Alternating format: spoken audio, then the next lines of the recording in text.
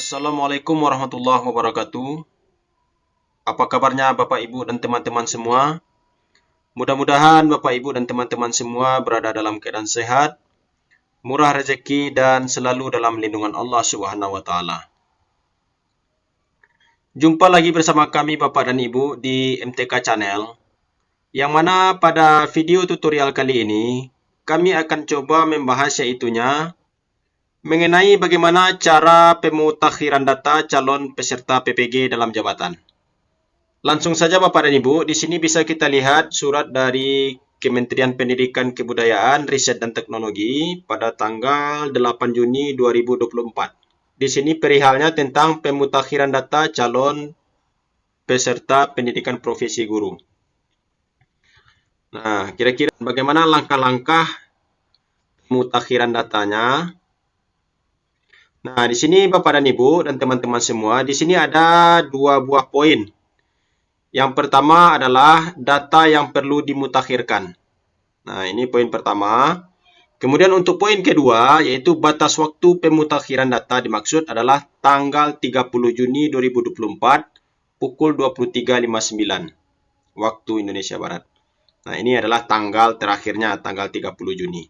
Sekarang Bapak dan Ibu, marilah kita lihat bagaimana dan apa langkah-langkah yang akan kita lakukan untuk pemutakhiran data ini. Yang pertama, di sini kita lihat yang poinnya. Ini di poinnya ada 4 Bapak dan Ibu. Untuk yang poin yang A, di sini ada nama lengkap tanpa gelar akademik atau keagamaan, nomor induk kepegawaian, tempat lahir dan tanggal lahir melalui laman Verpal PTK. Nah, di sini juga sudah diberikan linknya Bapak dan Ibu di Verpal PTK. Siapakah yang bisa mengakses ini Bapak dan Ibu? Yang bisa mengakses ini adalah operator dapodik. Nah, jadi untuk melengkapi data-data dimaksud ini berarti kita harus berkonsultasi dengan operator dapodik di sekolah kita masing-masing. Nah, kita kopikan saja linknya ini Bapak dan Ibu.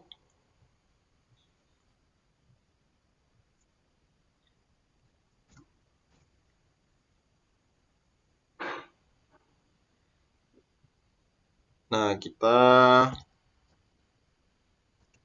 pastikan di sini.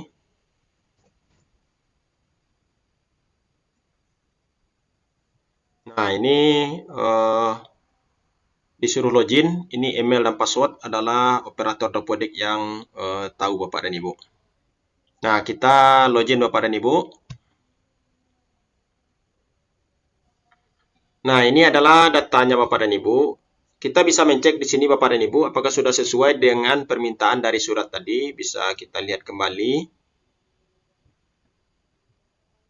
Nah, ini yang harus dimutakhirkan adalah nama lengkap, NIK, tempat lahir, dan tanggal lahir. Sekiranya ada yang tidak cocok Bapak dan Ibu, ini bisa kita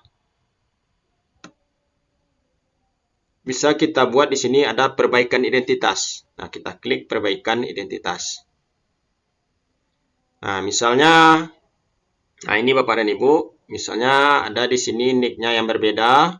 Kemudian di sini ada terlihat nama, tempat lahir. Nah, ini pastikan Bapak dan Ibu, data yang sudah ada di sini adalah valid sesuai dengan data yang sebenarnya. Nah, sekiranya ada datanya yang salah dan keliru Bapak dan Ibu bisa melihat di sini. Di bagian kita scroll ke kanan. Nah, di sini ada perbaikan identitas. Bisa kita klik saja di sini perbaikan identitas.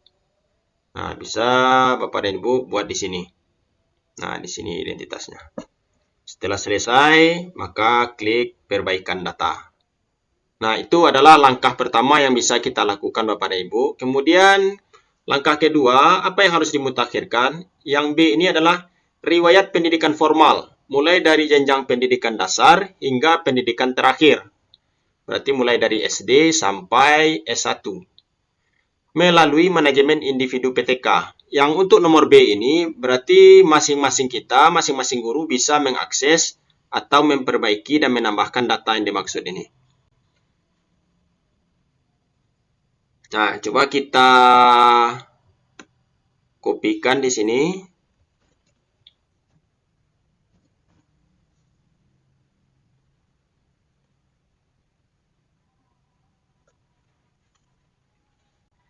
Nah, ini Bapak dan Ibu, kita login menggunakan SSO. Nah, username dan password, ini adalah username dan password Dapodik kita. Jadi Bapak dan Ibu bisa bertanya kepada operator sekolah, username dan password dari Dapodik kita. Nah, coba kita masuk.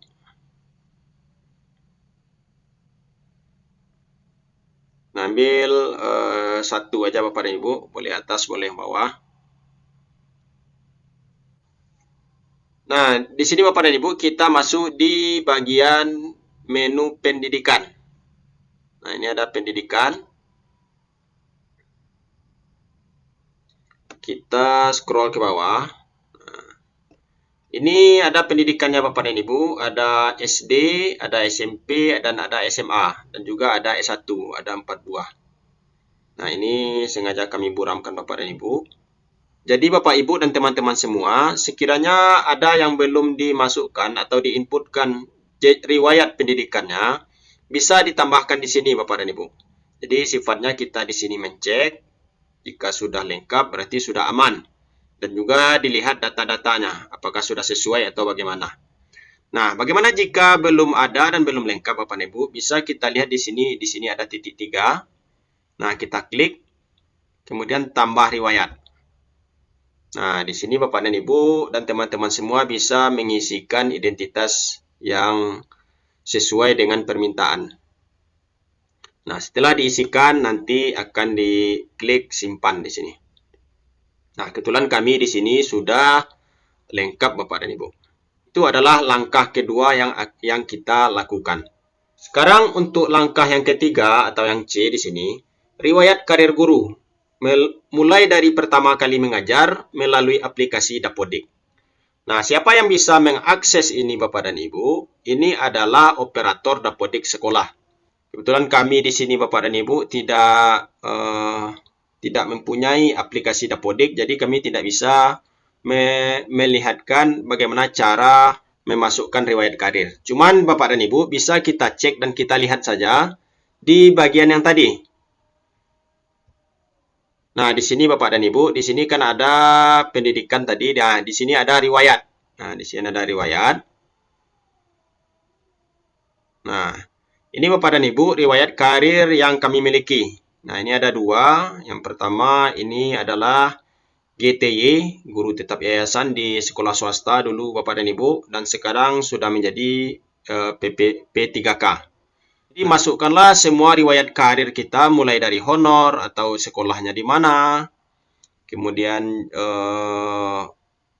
jika ada berpindah sekolah berarti Bapak dan Ibu masukkan semua riwayat karir yang sudah dimiliki. Jika belum ada riwayat karir atau riwayat kerjanya yang terputus Bapak dan Ibu, maka segeralah minta ke operator sekolah atau operator Dapodik yang di sekolah untuk mengentrikan datanya Bapak dan Ibu. Nah, kemudian yang keempat, nah di sini status sekolah induk. Nah, ini status sekolah induk tidak boleh lebih dari 1. Artinya harus 1 sekolah induk. Status kepegawaian dan jenis PTK melalui manajemen dinas pendidikan. Nah, siapakah yang bisa mengakses atau yang mengedit? Ini adalah dinas pendidikan. Jadi kita individu guru dan operator sekolah tidak bisa mengedit status sekolah induk ini Bapak dan Ibu. Jadi harus melalui dinas pendidikan.